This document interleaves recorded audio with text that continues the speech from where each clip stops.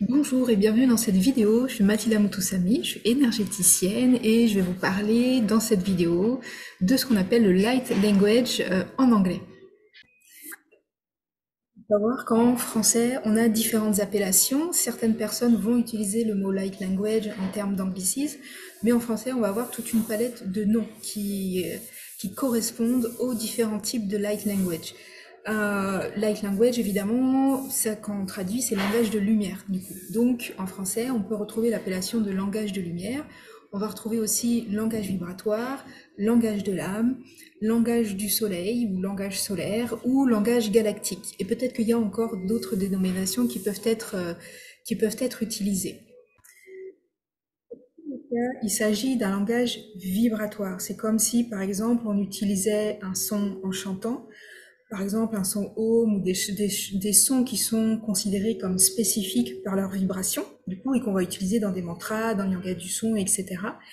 Et là, c'est un petit peu la même idée où on pourrait faire aussi un parallèle avec les lettres hébraïques, où chaque lettre hébraïque a une vibration particulière. Et là, c'est pareil, c'est comme si chaque sonorité contient énormément de vibrations à la fois.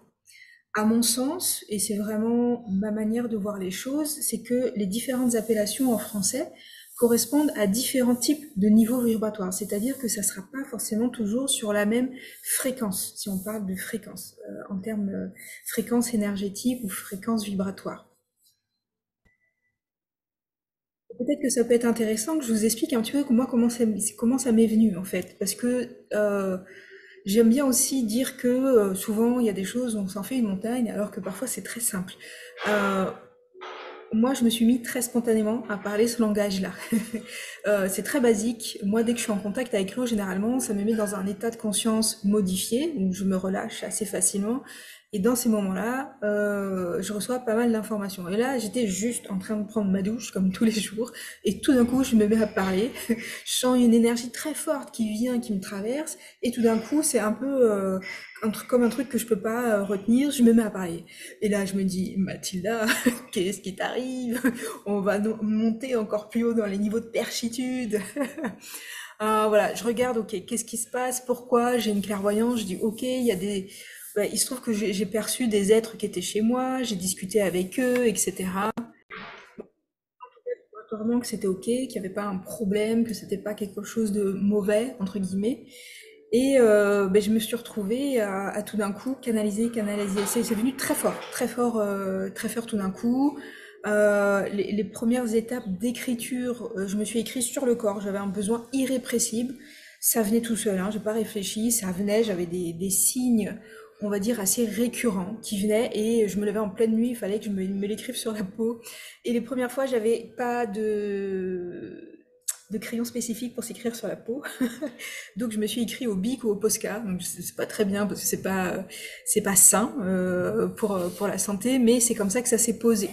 Et en fait, après j'ai fait des recherches et j'ai trouvé assez rapidement de quoi il s'agissait, les appellations, et surtout dans la sphère anglo-saxonne, comme moi je suis assez à l'aise avec l'anglais, j'ai trouvé cette appellation de light language.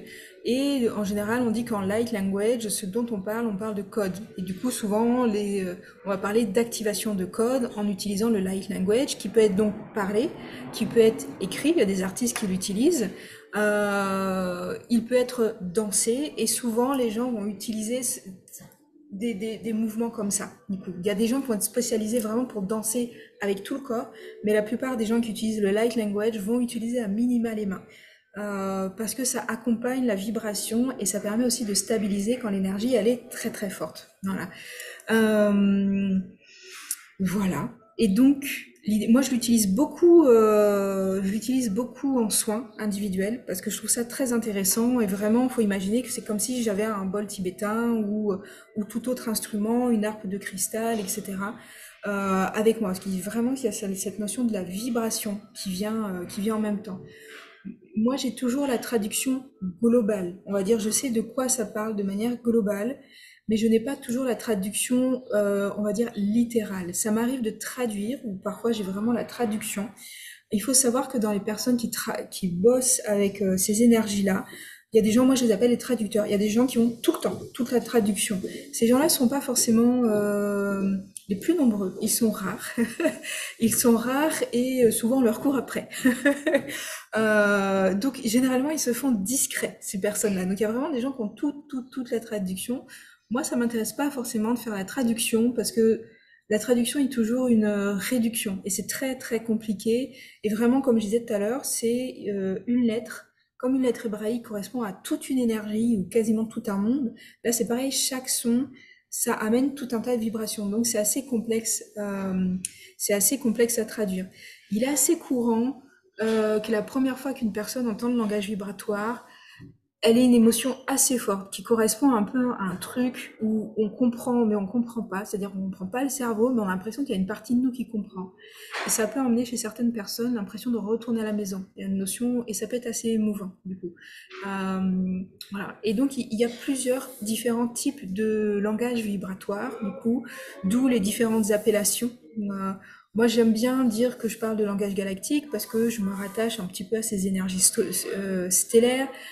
Mon entreprise s'appelle Poussière d'étoiles. C'est quelque chose, voilà, qui est à la fois poussière d'étoiles pour moi, c'est à la fois très terrestre parce que tout ce qui est sur Terre vient des étoiles et que dans la notion de poussière, qui pour moi est très importante dans la notion d'humilité. Mais voilà, avec une connexion très forte aux énergies stellaires, on pourrait parler de starseed et de connexions d'extraterrestres, etc., de connexions à certains vaisseaux, etc. Mais je ne vais pas trop développer sur cet aspect-là.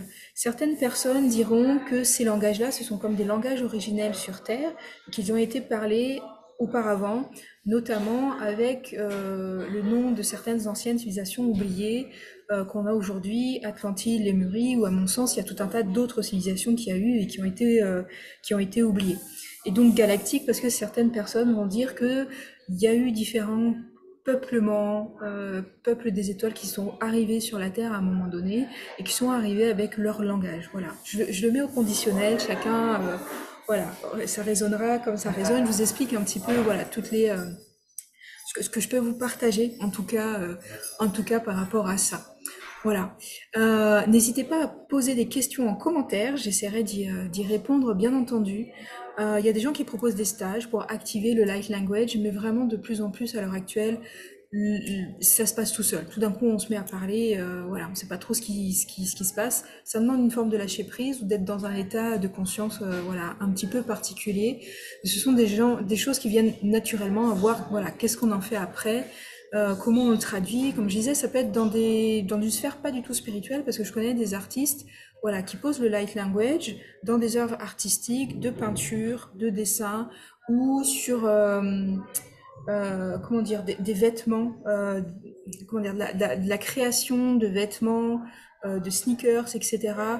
Voilà, je veux pas forcément donner les noms parce que c'est des gens qui n'assumeraient pas forcément leur côté spirituel dans leur activité. Il faut savoir que vraiment ça peut être très répandu dans tout un tas de domaines, du coup, ce genre de choses.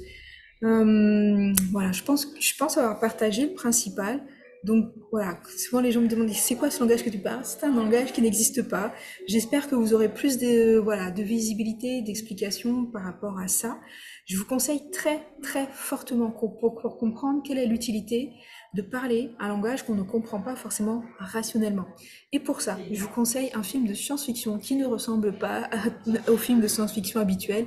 Je dis ça pour les gens qui n'aiment pas la science-fiction à la base, parce que c'est un film qui parle d'extraterrestres, mais ça n'a rien à voir avec Alien, c'est l'antithèse d'Alien par exemple. Et je peux pas en dire trop sans spoiler, mais ce film c'est Premier Contact. C'est un film magnifique, la VO est magnifique, et ça pose cette grande question de la communication entre nous les humains, qui nous pose tout un tas de problèmes, et qui esquisse, voilà, pourquoi une forme de langage vibratoire pourrait être intéressante pour nous en termes d'humanité et dans notre futur. Voilà, je peux pas en dire beaucoup plus sur le film. Voilà, je l'adore ce film-là, je l'ai vu plein de fois et je l'ai montré à plein de personnes et je le recommande à toutes les personnes. Voilà, qui sont intéressées par le langage vibratoire. Il est trouvable très facilement à l'heure actuelle. Donc c'est pas un film avec de l'action, hein, c'est pas un film d'action avec des aliens, c'est un film qui est plutôt très lent, un peu dans l'introspection, etc. Mais voilà, où la fin est, à mon sens, une petite pépite, du coup, pour comprendre un petit peu ces notions-là. Donc si vous allez voir différentes vidéos sur ma chaîne YouTube, vous verrez que J'utilise ça assez régulièrement sur des méditations, sur des soins.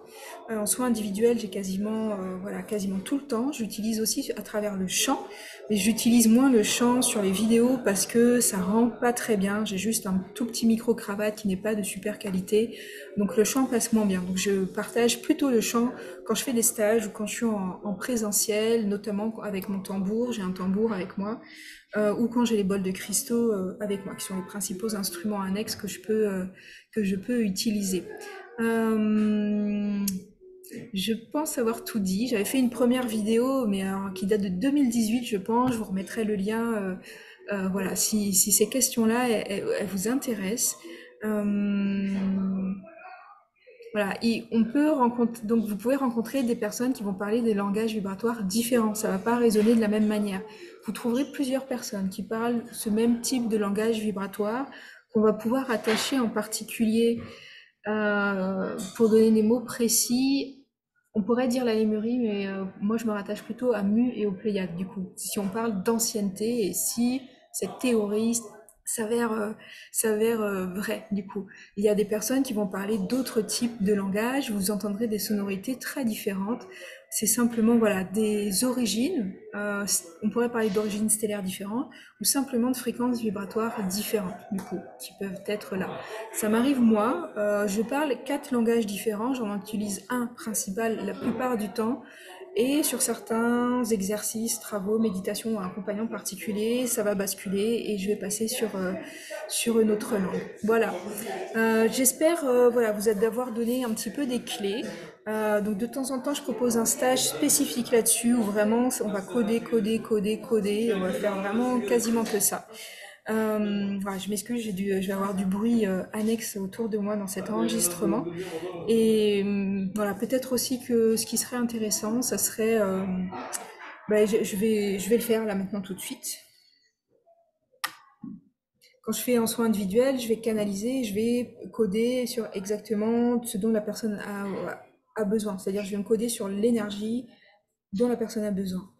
Quand je suis sur une méditation qui est un groupe, je vais me caler pareil en canalisation et je vais coder par rapport au groupe qui est là. Donc là, l'idée, c'est que je prends un petit temps pour essayer de rentrer le plus possible dans une canalisation qui puisse correspondre à toutes les personnes qui regarderont cette vidéo-là. Et amai ish eok are.